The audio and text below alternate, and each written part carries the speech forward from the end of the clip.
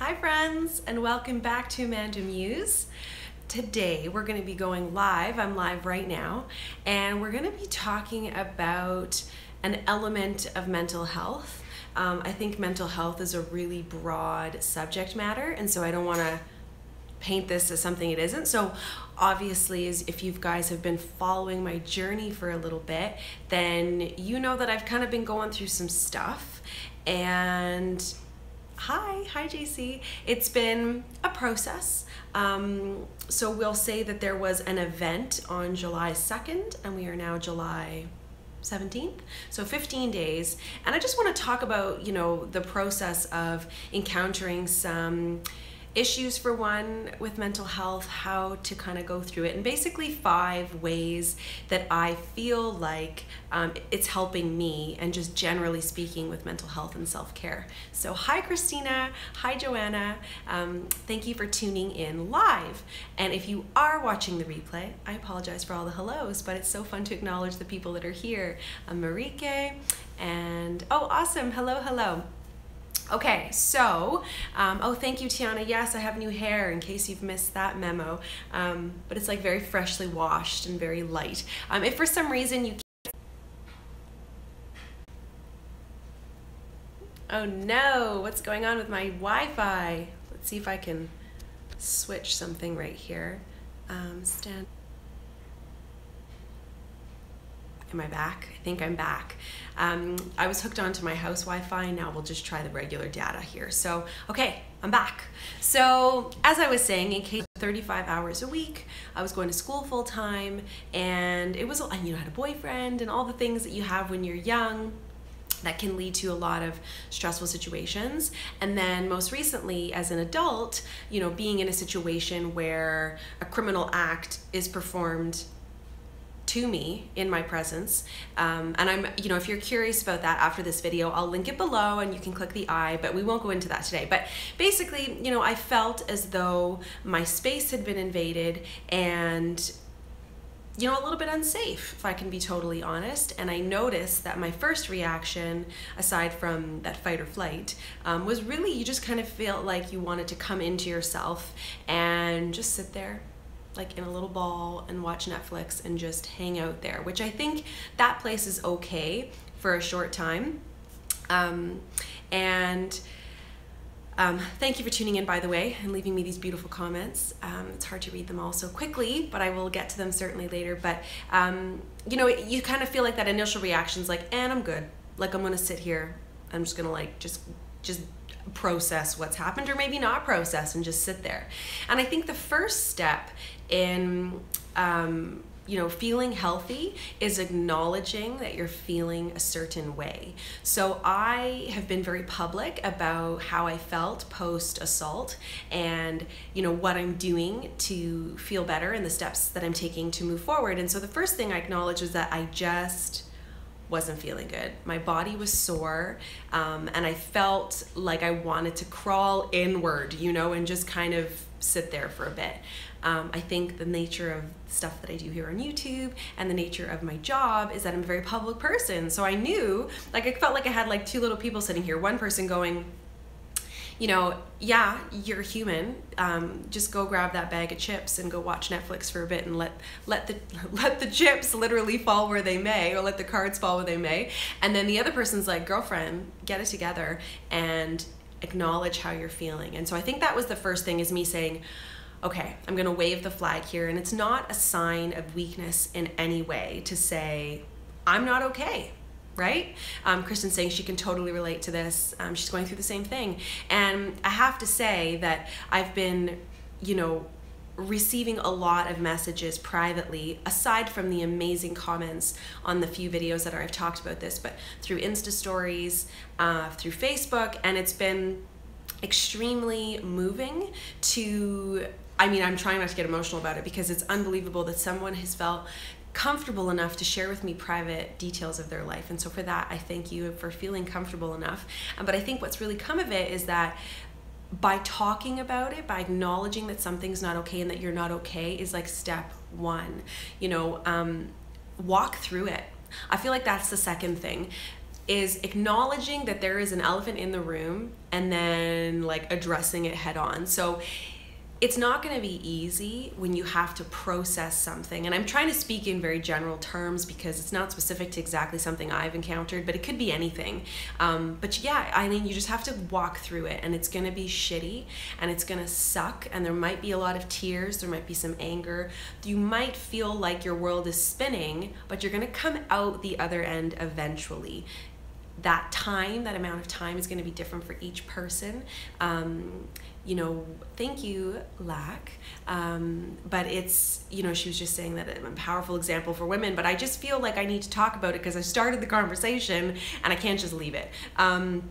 So, you know, yeah, it's gonna be crappy, but I feel like, okay, an example, real life example is obviously what took place for me was in the middle of a store, and I addressed it, and then a couple of days later, I mean, life goes on. I had to take my kids out. We wanted to go to the mall. It was a rainy day. I was gonna take them out for like a little food court fun, little cheap date.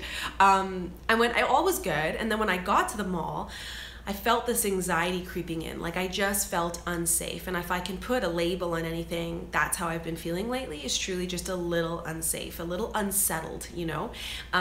Because things happened beyond my control, and I feel like, yes, you can't control every aspect of your life, but there's certain aspects you can, like your private space, like, you know what I mean? I won't get into that, although it's hard not to. But I could have as easily told my kids they're little enough that the mall was closed, that the store wasn't open, got back in the car and went home. But instead, I was like, you can do this, you know? It might not be fun, but you've got a plan. You're going in, you're gonna hit the food court, you're gonna have lunch with the kids, you're gonna maybe hit up the dollar store, and then you're gonna go home. And I did it, and it was good. And it wasn't, you know, I sort of, when I was done and I sat in the car afterwards, I kind of just sat there for a minute and felt like, whew, gotta catch my breath. Like it was hard. But first step, just keep doing things you like. Something that happened just yesterday is I went to a public pool, and it was like I was on red alert. I wasn't expecting to feel that way. I felt like I was just watching everybody, and like I had to make sure my kids were around me the whole time, and I felt really bizarre, totally. Like it just felt really bizarre to me to feel that way. I'm usually a little bit more carefree, and I feel like I can contain my anxiety a little bit more, but considering recent events, I'm having a little bit of trouble. So that's where I'm at, but I still went to the pool, and when I got in the car after the pool, I was like, I'm not going to that pool ever again. And then my third step is when I got home, I called my mom, and I was like, I need to talk to somebody. And I kept saying, I actually physically said the words, I feel unsafe, out loud. And I was like, I gotta call someone. And I think that's so important, to talk to someone, somebody that loves you. Stand by, I just gotta block some people.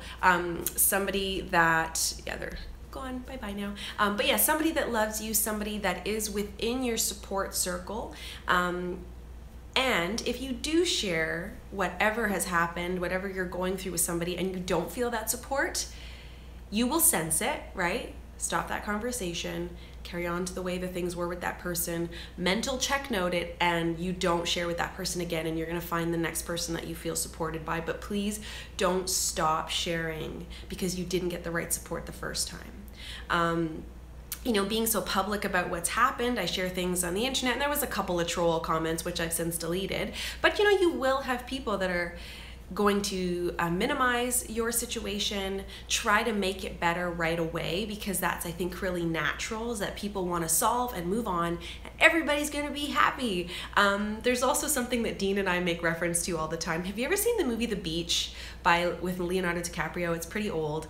I don't even know if I've watched the full thing, to be honest, but the premise is that it's like this feel-good society, and if you're not like happy-go-lucky, just keeping everything surfacey and light, you're not really wanted, and you're kind of like removed from the community. And so that's a shitty way to live your life. And if you find that the people around you are not giving you that kind of support, you got to find the right people. And sometimes that means speaking to a professional. And so I was pretty vocal that the first step I did is I went to my doctor and I said, hey, I'm not feeling so good. Can you recommend somebody that I can talk to? I think situations in my life is that you know, I have had like my parents divorced when I was quite young, and you know, just stuff dealing with moving out kind of young, and I had always spoken to a counselor. At first it was a school counselor, and then as I got older I just found counselors that worked for me, and some of those services can be free. So if that's something that's holding you back, you feel like it's not in the budget, speak to your doctor. I'd suggest that's the first place. You know, find your doctor, talk to them, tell them what's going on, and it's probably not going to be them that you're going to talk to, it's somebody else. They're going to refer you, and there are a lot of counselors who work on a sliding scale, so depending on your income it'll cost a certain amount. So if that's what's holding you back, please don't let it stop you. So I spoke to a counselor last week, and it just feels so like cleansing for me anyway. Maybe not everybody, you know, releases that much on the first session, but I kind of know how it works, and I sit down and I'm like, this is my time to be selfish. This is my time to talk about myself, and that's what we're both here for. And that person isn't emotionally invested in me. So there isn't that. That's the awkward part about sharing with people that you love and friends and family, is that there's always a party who's going to feel like, okay, now I need you to talk to me and tell me your issue. When right now, you know, you got to make it about you. You have to be selfish in this time of taking care of your mental health. And, you know, just, if you don't make yourself a priority, who's going to, you know? And so anyhow, that's what I would say. Yes, unbiased person listening, hashtag team therapist. Yes, Eileen, that's exactly it.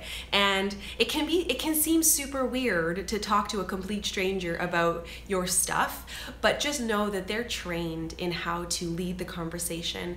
They're trained to just help you, you know? And so anyway, I would suggest that. It doesn't have to be something like forever that you're going to be talking about. It could just be a couple of sessions, or it could be something that you do once a month. You know, I think it's amazing to just like release, and then it's out there in the world and you've handled it, and you, like, coming back to that other point I was talking about, you've just walked through it, you know? So, okay, so those are like my first, I wrote some little notes for myself. Those are my first three. The fourth tip is kind of where I'm at personally, is giving myself grace. Give yourself grace to acknowledge that whatever you're going through, whatever you're healing from, isn't going to be resolved like that. You know, it's going to take time. Oh, and back to the other point, Debbie said, if a counselor doesn't work, try another one. Exactly. If you're speaking to someone and you're not vibing, there are like plenty of fish in the sea. So keep that in mind, and try for another doctor. But you know, that next point, number 4, is really that giving yourself grace. So I think it surprised me yesterday when I went to the pool and I felt a little out of sorts, because I thought I was good. I'm like, no, I'm good. Like, I feel good. I spoke to people, I spoke to a counselor. I'm feeling like I'm where I should be. I'm back to work. I'm back, like, organized myself again. But the reality is it's gonna take a little bit of time to heal from the trauma. And so, oh, it says here, like Bree says, it's not linear either. Exactly. Healing can be a roller coaster, and that's really true. And I think for someone, perhaps, like, I consider myself pretty type A, pretty organized, self-motivating. I mean, I work from home. Like, I just, like, well, I did this, this, and this, so I should be good. It's like, no, girlfriend, you need a little bit more time. And to give yourself that healing period. And yeah, you might have a situation like I did where you hit up the pool and you're like, senses heightened to the max and feeling exhausted. And so you know what I did? I came home and I had things all, you know, who doesn't have the running to-do list? I had a bunch of stuff I was supposed to do, and I came home and I was like, nope. So I put on my jazz music and I prepared dinner and I hung out with the kids, and it was really good. And so I think taking that time to just acknowledge that time is what you need, and it might be less, it might be more depending on your situation. And then the last one, which I think it comes back to all of this, is, you know, self-care. And that's what I did when I came home and realized I just was a little overwhelmed. I did things that are important to me that make me feel good, and it's not selfish, it's self-care, it's self-love. If you're following me on Instagram, then you'll know that I have been making an effort Day 2, I'm very sore. I've been doing some fitness stuff. I'm like, oh my God. But it's that sore that's like hurts so good. To take care of yourself and to make my health a priority. I actually got some amazing comments, private messages saying that either the persons who sent it to me had been dealing with anxiety, and one of the best tips for them is that they have been exercising. And I'm like, yes. Oh, by the way, Bree, she says, what jazz are you listening to? It's actually a playlist on Spotify, not sponsored, but it's called Jazzy Romance. I'm on my phone, otherwise I would double check, but I'll link it below, or at least I'll tell you the name of it. I just love it. I don't know what it is. I love that tunes. It just really zens me out.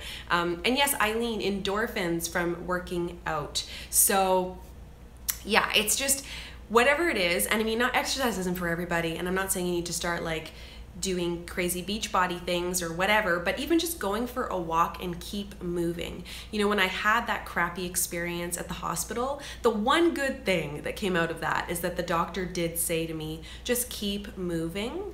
If your muscles are sore, if your body is sore, like just keep moving. And I think with that in mind, it's like keep talking, keep sharing, keep giving yourself grace, keep being selfish, like keep making yourself a priority. And it's not selfish to self-care, but you know I'm going with that. But making yourself a priority, because I won't mention the private story that was shared with me, but the one thing that really resonated with me was that a viewer had shared a story with me.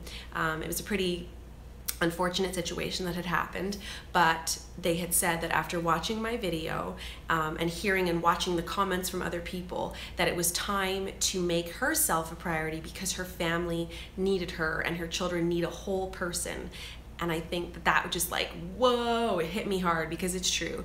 It is, it's important for you to be a whole person. It's important for you to lead your best life. And sometimes leading your best life means you have to walk through crappy things to get there and to do a little bit of work. You know, I want a cute bum, I'm gonna have to squat. It's like, if I want to feel good, I'm gonna have to work through some stuff. And so I think with this video, I just wanted to continue to share the process, but in a way that you could apply it to yourself and if there's anything that you're going through. So those are my thoughts for today. Oh, Jessica, she left a beautiful comment. If you are unwell, you can't help others.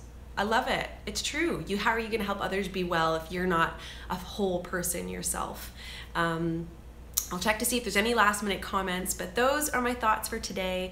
I thank you so much for tuning in. So I'm Amanda, and I put up videos 3 times a week. If you're new, please subscribe. Mondays live, Wednesdays, and Fridays.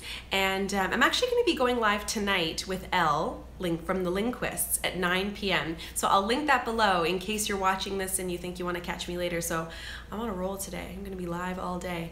All right, guys. Oh, and for the question from Timothy, it'd be for sure roti canai. Roti canai. Did I say that right? He was asking me about one of my favorite dishes in Malaysia. And so, oh, I miss that so much. But thank you so much, everybody. Thanks so much for the love. And I will see you in my next video. Bye, guys.